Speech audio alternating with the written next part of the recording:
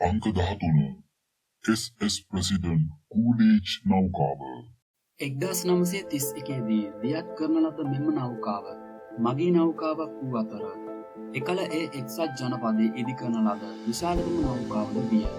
අඩි 653ක් දිග.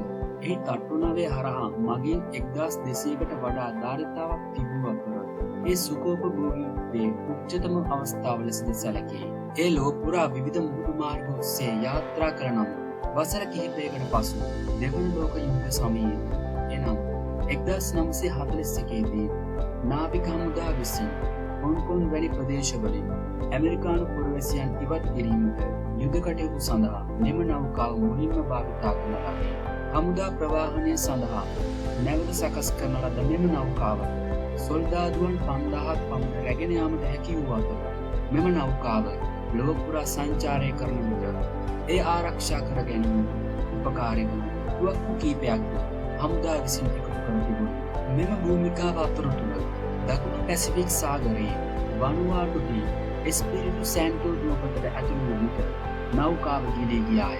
එය මිත්‍රශීලී වරායක් වුවද නෞකාවට භූභූංග ස්ථානගත කර ඇති ස්ථානය පිළිබඳ විස්තර ලබා දෙන්නට වූ අතර ජපන් සබ්මැරීනයක ප්‍රහාරයට බියෙන් ගැඹුරුම සහ වඩාත්ම පැහැදිලි ප්‍රවේශය ගත්තේය.